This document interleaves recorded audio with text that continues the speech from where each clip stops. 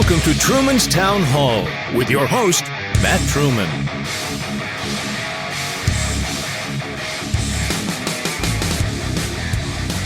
Hello. This is Matt Truman. Thank you for downloading this episode. Thank you for sharing with a friend. I am your host, Matt Truman. Thank you. Have you shared with a friend? Have you really? If you have, thank you so much. India. We have folks listening from all over the world. India, Great Britain, the Netherlands.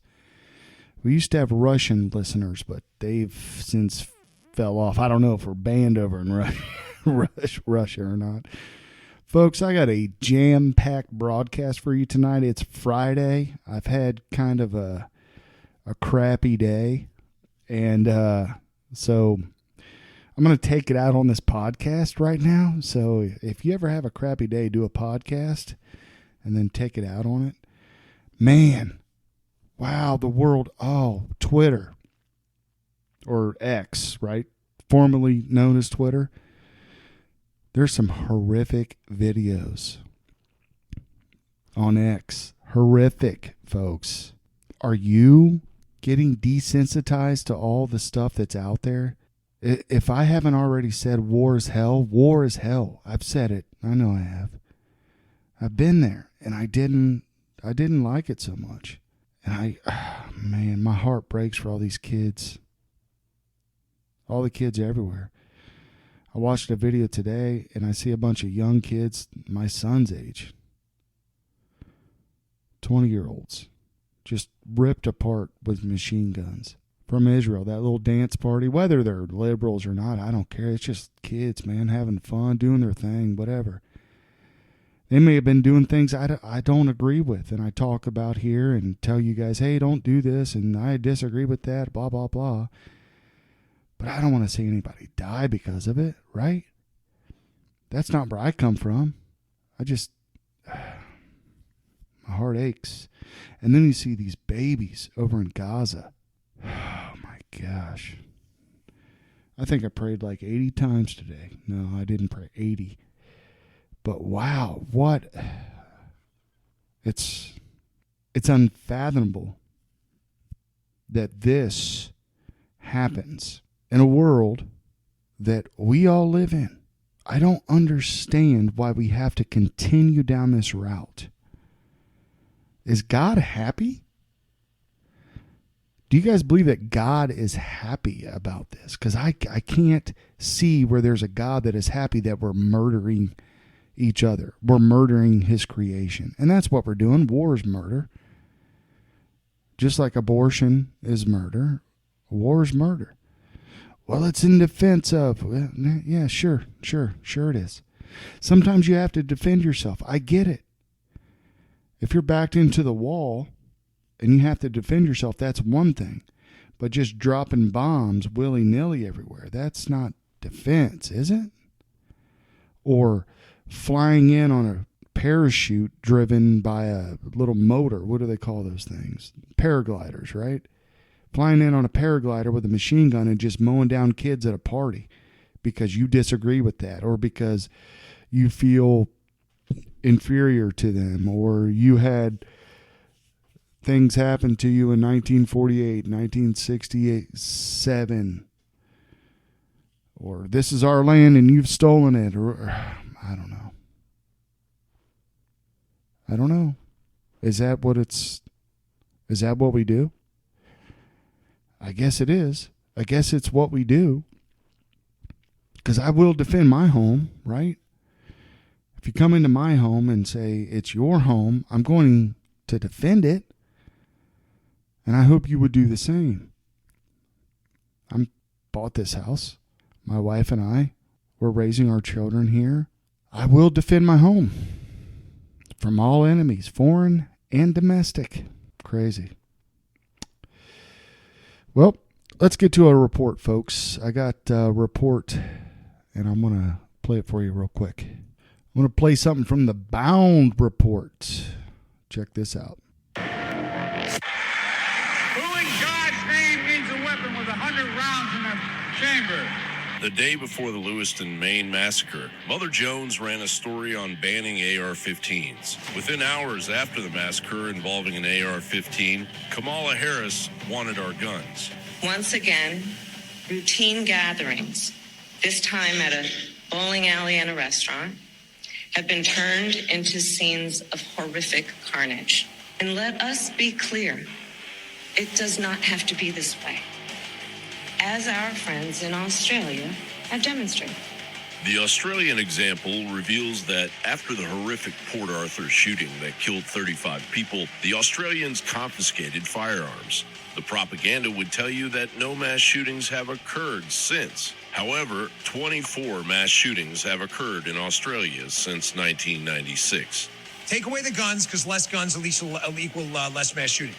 Well, that's a problem because as we've seen in Australia, Guy, throw that article up from the Australia Institute, Australia, more guns now than before Port Arthur.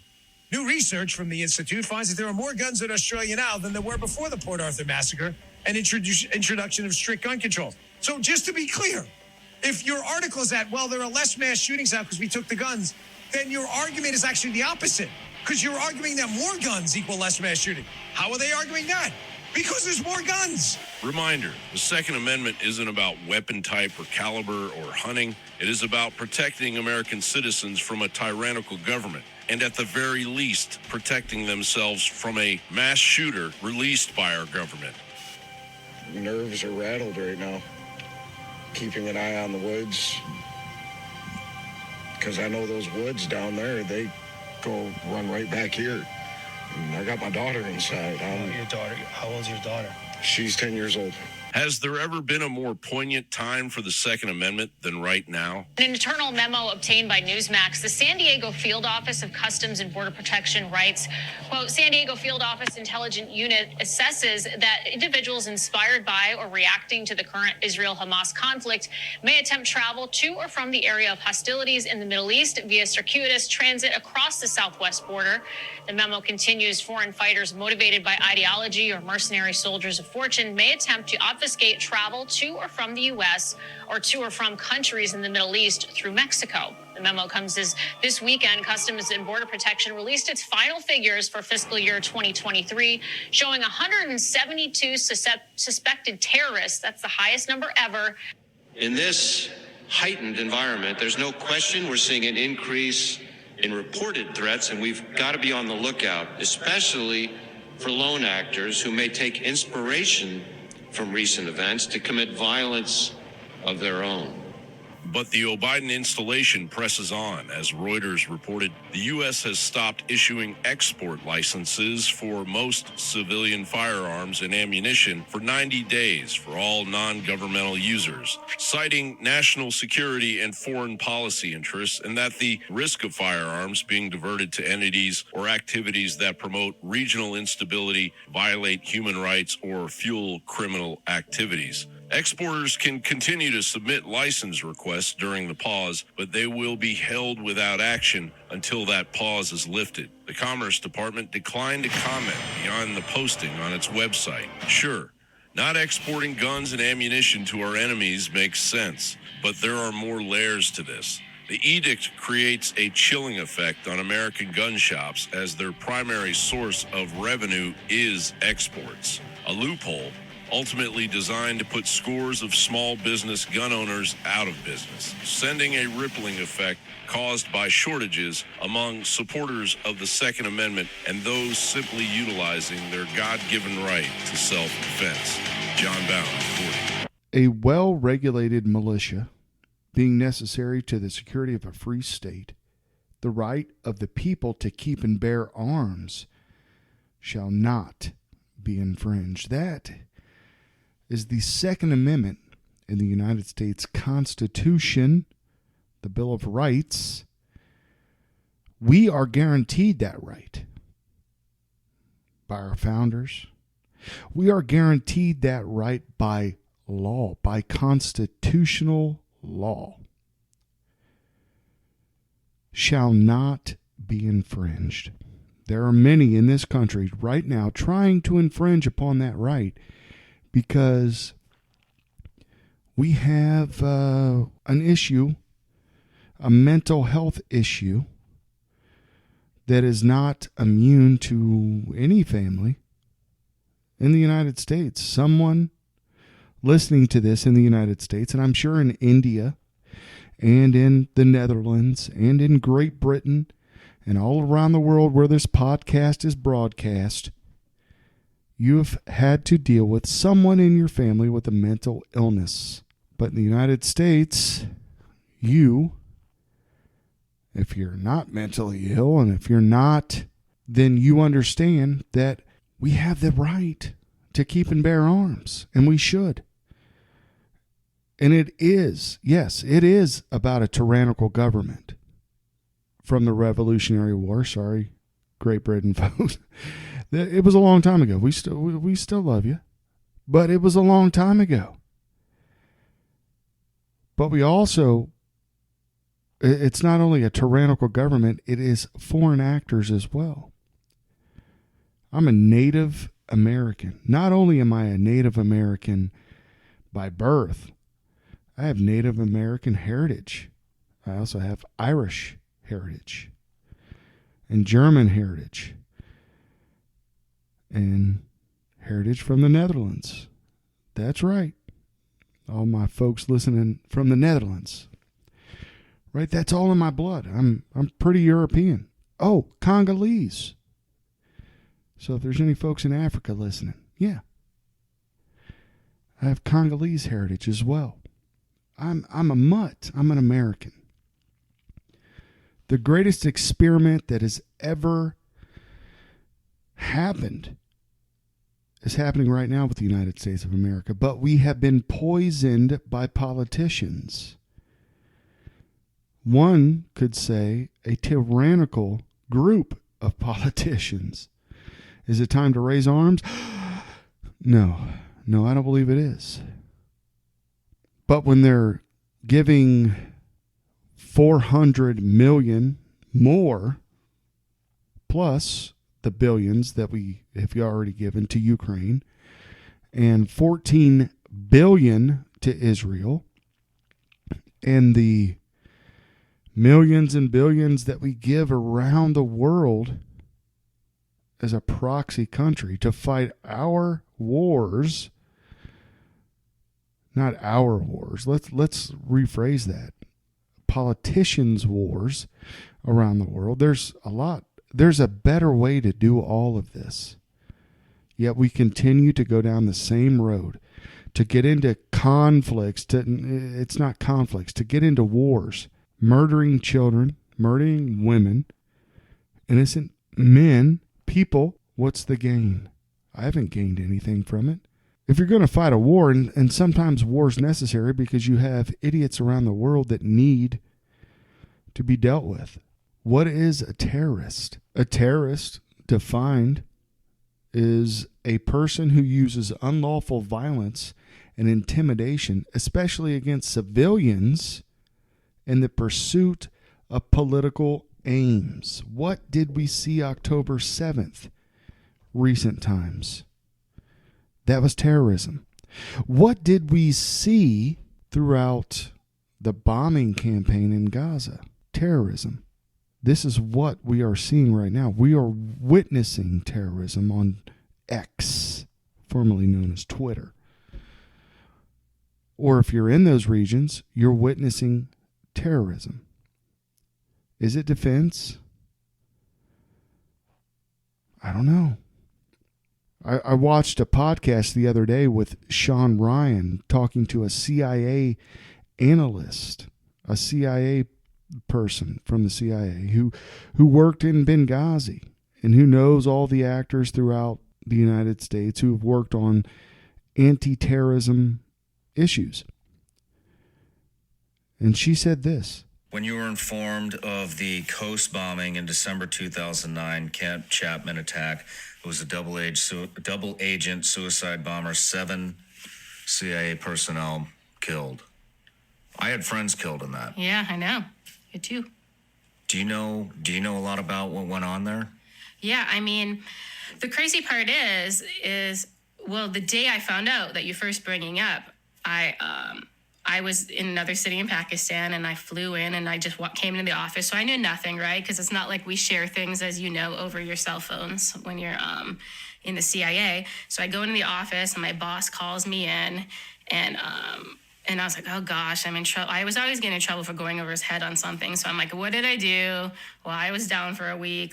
So he calls me in, and I'm like, oh gosh, getting ready to defend myself. And he's like, hey, just so you know, and then he told me it happened.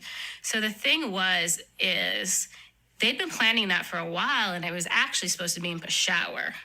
It was the asset who chose to move it to coast, which obviously already is a warning sign, right? Mm-hmm. So if you think about it, it was actually people in Pakistan planning it the entire time, and then the last minute it shifted over to Afghanistan, and then the Afghanistan CIA personnel got involved. So they even they joined at kind of the end of the whole planning, right? So it was going to be in Pakistan, and it moved. So yeah, basically what happened, it was a ruse. It was Al-Qaeda and TTP, which, a lot of people ignore TTP. Even this last year, it's been so powerful. It's always been an ally with Al-Qaeda.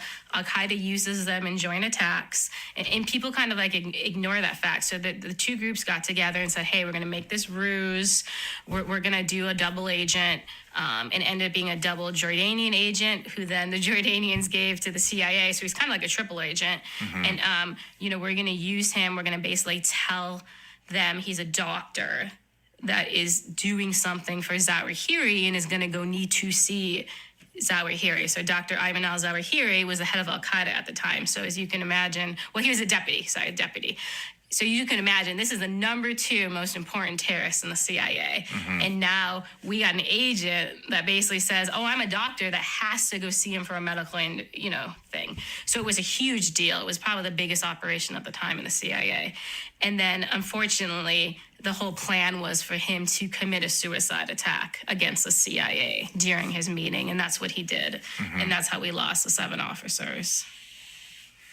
But, it's something to keep in mind, though. A lot of people lose sight of the fact that Zawahiri is an operational planner. He gets sold all the time as he was like a doctor and he's like a religious scholar.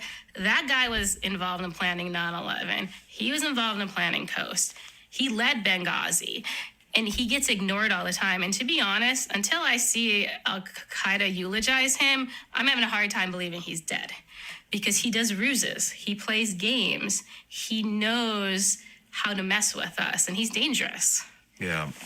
So where is he, do you think? So, supposedly last summer, we killed him in a drone strike in Kabul. So what seems to have happened is, and all this really kind of lines up. So he was staying at a house owned by Sirajuddin Haqqani, and Sirajuddin Haqqani and the Haqqanis have long been suspected of probably being the people who housed Zawahiri the whole time he was in Waziristan, as you can imagine, because they had such a power base there. So anyway, he goes to Kabul reportedly, and he's in this house of Haqqanis. And then, the CIA struck it, and he was killed then.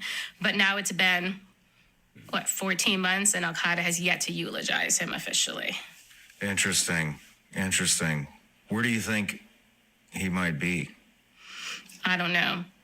I think he's still likely dead. It's very odd that they haven't eulogized him. And they also never fake eulogize people. So I'm just kind of like, well, I don't think a fake one's going to come out, but why doesn't the real one come out? Well, how long does it usually take for them to eulogize somebody?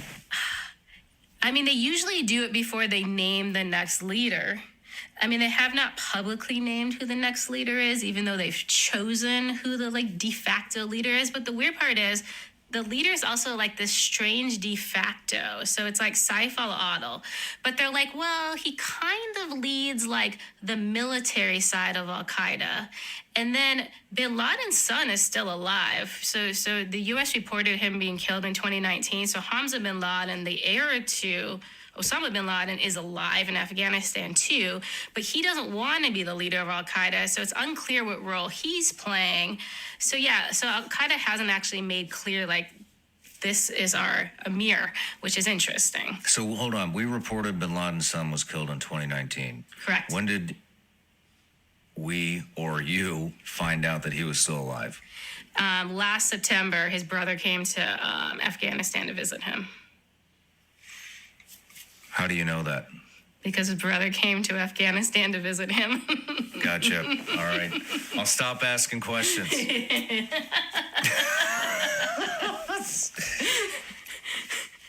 We'll have that conversation off camera. No. All right, that was Sarah Adams on the Sean Ryan show. Not only did she say all that, this was like a 3-hour interview in 2 parts. I encourage you to go watch all of it. She said a number of things, including Al-Qaeda is bigger now than it was during 9/11. Wow, folks. If you're in the United States, stay strapped or get clapped. I mean, that is what it's all about, really. We have to keep our Second Amendment strong. There's going to be other events that happen all over the United States, but if you are strapped, and let me tell you, if I am somewhere, I'm strapped. Definitely strapped. Legally, right? I live in Ohio. Ohio is now currently a constitutional carry state. I don't need to go to the sheriff and say, hey, can I carry a gun? No, I just can do it constitutionally because of the Second Amendment. And if you have a pistol, so these are the folks I'm talking to that are living in a constitutional carry state. Your pistol is to fight back to your rifle. You carry a rifle in your vehicle. You got your pistol, you fight back to your rifle, and then you fight back in with your rifle. If more people did that, these mass shootings would be null and void. There was something I saw on Twitter about some lady talking about having a pistol. Let me see if I can find that clip. Sarah didn't get a chance to weigh in on the topic of what happened in Maine and AR-15s. Yeah, I would love to see an assault weapons ban. Like President Reagan, I don't believe they're a sport or hunting instrument. It's like shooting fish in a bucket, but that's my But take. also, if you shoot with an AR-15, let's say you shoot a deer, you can't eat it. Because you basically demolish In addition the to animal. that, but the hunt is about an actual difficult process, not massacring bodies of any kind. But my point is, I'd love to see that. Okay, that was not the clip I was looking for. I was actually looking for a different clip, but my goodness. Just the dumb idiots that are broadcasting in the United States that don't understand that an AR-15 shoots a 5.56 round. 5.56 or 223. They're like a heavy 22. Many Americans hunt deer with an AR-15 in the United States, and they eat the meat. It does not destroy the animal where you cannot eat it. That is just the misinformation, as our liberal friends like to say. It's idiotic. The 5.56 or the 223 does not destroy an animal. It doesn't destroy it all. I would say, I don't know, the M4 shoots a 5.56, but look back at World War II and the weapons we used during World War II. Those packed a punch. AR-15s, no. Come on. Whew. Hunting. It's all about hunting? And no. As we heard previously in the podcast, the Second Amendment is not about hunting. It's never been about hunting. It's been about tyrannical government. That's why we have the Second Amendment. The First Amendment is freedom of speech. The Second Amendment is to back up your freedom of speech. Oh, Matt, you're a right-winger, buddy. You're a right-winger. Whatever. Maybe I've developed into that, or I understand what the United States is all about. Freedom. One of our founding fathers in the United States once said, this is Benjamin Franklin. He said, those who would give up essential liberty to purchase a little temporary safety deserve neither liberty nor safety. That is what it's all about, folks. We live in a dangerous world. Look around, folks. Look around. We live in a dangerous world.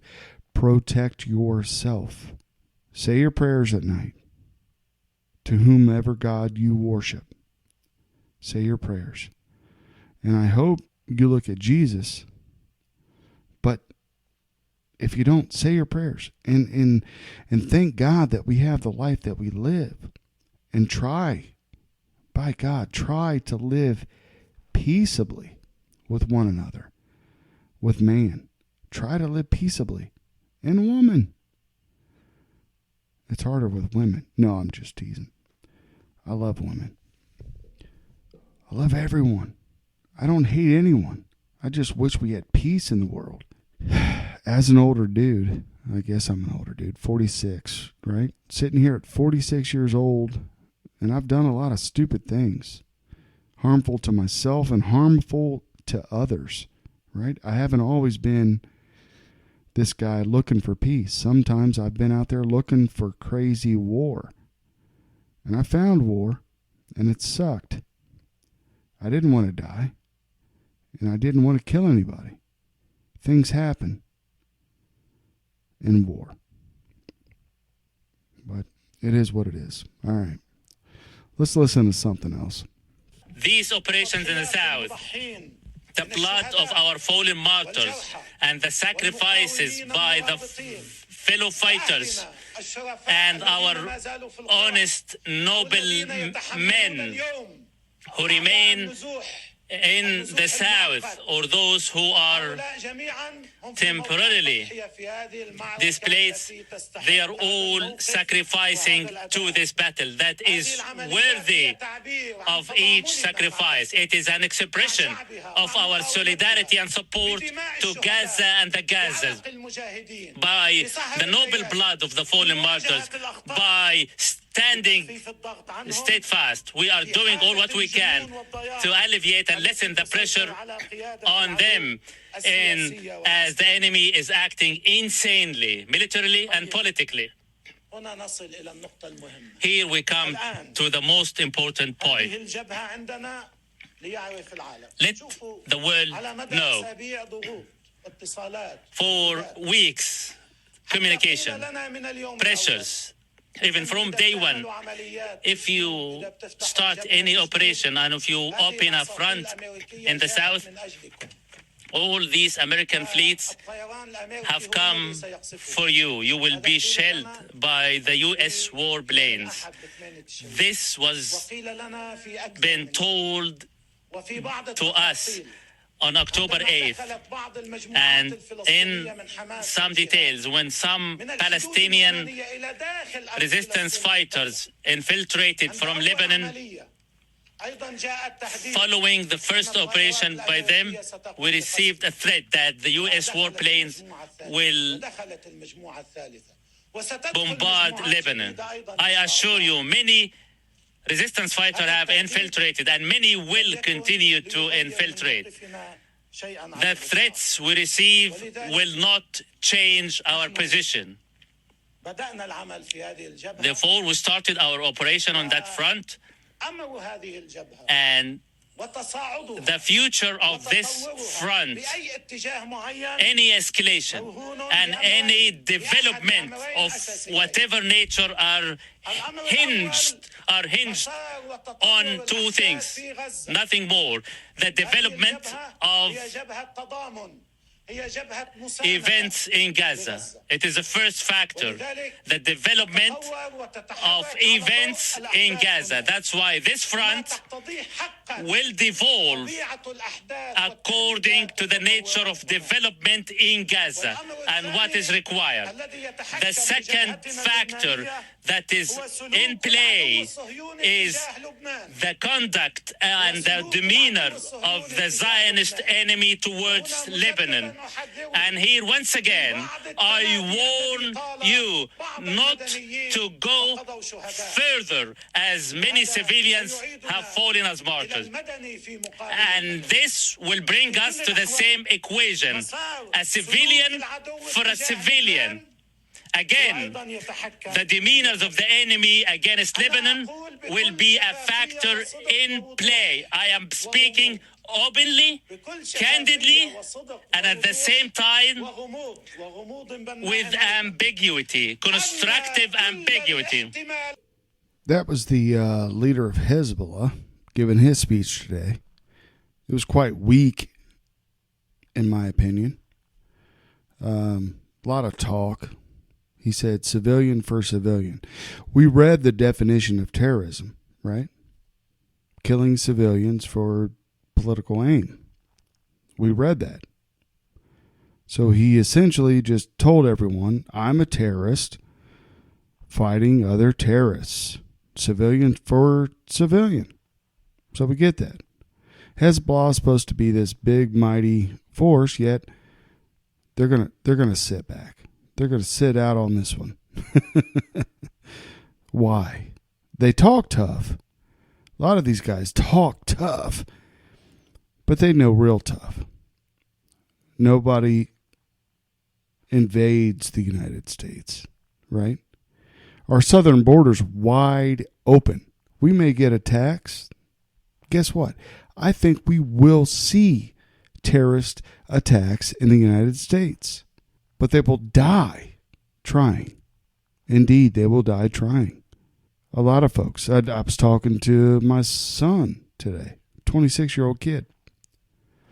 Stay strapped. My words were, keep your jelly bean shooter with you. Have a box of ammo and a couple extra mags. He was going on a little trip about an hour and a half away to go ride dirt bikes. I said, keep your jelly bean shooter on you. Be prepared, folks. Be prepared for anything. Somebody could blow up an EMP at worst, and then the lights go out and things will get bad there. But be prepared for spontaneous protests in the streets. We're seeing it in North Carolina. We're seeing it everywhere. Because people need to feel like they're a part of something. They need to feel like they're a part of a tribe. Read Sebastian Junger's book, Tribe, and you'll understand what it means to be a part of a tribe. And that's what folks are doing now. They want to cling on to something like, I belong to this. People want to belong to something, and sometimes that belonging to something, they end up killing other people. Stop. Belong to peace. Look at the folks looking for peace and link up with them. That's a group you want to link up to. We can have peace on earth, but you got to start electing people that want peace. You guys have listened to this broadcast. I was not a huge Donald Trump fan, but I'll tell you what, the guy knew how to bring about peace. Yeah, there was blood on his hands as well. The Iranian guy. Did he deserve to die? Probably he did. Because, doggone it, when you kill American soldiers, I'm not a big fan of you. And if you die, I'm not going to lose any sleep over it. And I don't believe God will either. I don't know. Maybe he does. Maybe he looks at me and says, you're an idiot. I don't know. I'm going to please God. You guys listening to this want to please God, and we do our best. It's a strange world. It's a confusing world because the media doesn't actually play what's actually happening in the world. So it's, there's a lot of confusion going around. I sure hope you all have a great weekend. I hope we can, just pray about it, folks. Give it to God. Let's pray for peace on earth, and especially the children. My goodness, on both sides. There were children kidnapped on October 7th. There are children dying throughout the bombing in Israel. There are children dying in Ukraine and in the United States, right? I'm sure wherever you're listening to, India, Netherlands, Great Britain, Africa, everywhere. Colombia. We got folks listening out in Colombia. Brazil. I pray for all of you guys. And if I can, humbly ask that you pray for me as well and my family. Having a rough couple of months here in my family. I don't know about you. A couple of great dudes passed away in our family. I don't know. I'm not going to get into it, but and tonight I'm coming down here, some heavy discussions here in my house, right? With everything going around in the world, you still have to run a family, and things happen. Do you have teenagers? Because I do. Wow. All right, folks. That's it for me. For me tonight. I'm going to leave you with a little something, and then we'll get out of here. But thanks for listening. Thanks for downloading. Please share it with a friend. I'm going to be back every Friday. This is going to be a little late. It's going to come out on Saturday. Should have been. I recorded it on Friday, but it's going to come out on Saturday. Keep us all in your prayers. Keep the world in your prayers, and especially the kids. They don't deserve any of this. But, I love you. I really do. Whoever's listening. I don't care if you're Jew, Muslim, Christian, Hindu, Sikh, Mormon, whatever religion you claim. I love you. Whatever color you are, I love you. God gave us our pigment, right? Anyway, what do we do, folks? We just try to love each other and do the best we can, but protect yourself and protect your family at the same time. Stay strapped or get clapped. That's nowadays. Anyway, there it is. Truman's Town Hall. Open and honest.